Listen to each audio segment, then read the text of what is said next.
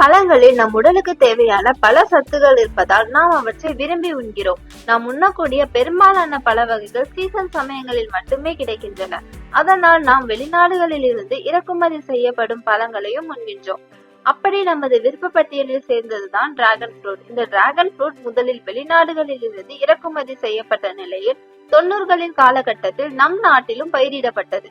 நாளடைவில் இந்த dragon fruit ஆனது பல பகுதிகளில் பயிரிடப்பட்டது. குறிப்பாக தமிழகத்திலும் பல இடங்களில் இந்த டிராகன் ஃப்ரூட் பயிரிடப்பட்டன.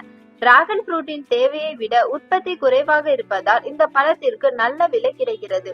எந்த விதமான மண்ணிலும் வளரும் என்பதால் தமிழகத்தின் பல பகுதிகளிலும் விவசாயிகள் டிராகன் ஃப்ரூட் பயிரிடுவதற்கு ஆர்வம் காட்டுகின்றனர்.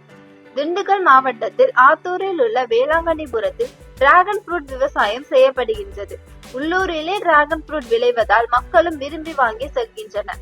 ஆரம்ப காலகட்டத்தில் அந்நியமாக பார்க்கப்பட்ட இந்த பழம் தற்போது கிராமப்புற விவசாயிகள் அதிகம் பயிரிட துவங்கியுள்ளதால் கிராமப்புறங்களிலும் விரும்பி உண்ணப்படுகிறது.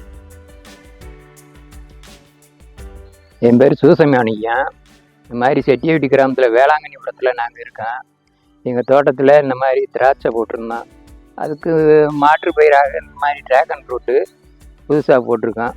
இது பதியம் நாங்கள் திருத்தணியிலேருந்து வாங்கிட்டு வந்து நாங்கள் பதியம் போட்டு இதை உற்பத்தி பண்ணியிருக்கேன்.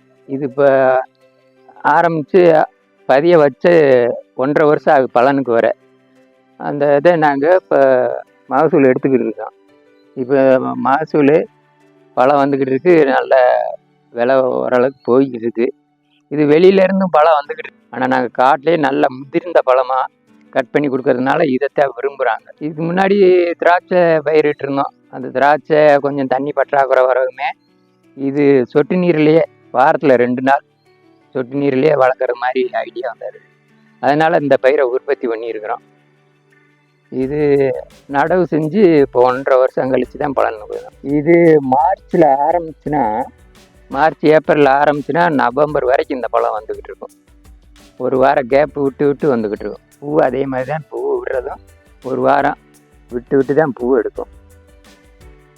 ஆனால் இதில் மருத்துவ குணம் இருக்குது அப்படின்னு தெரிஞ்சு நிறைய பேர் இங்கே வந்து வாங்கிட்டு போய்கிட்டு இருக்கிறாங்க.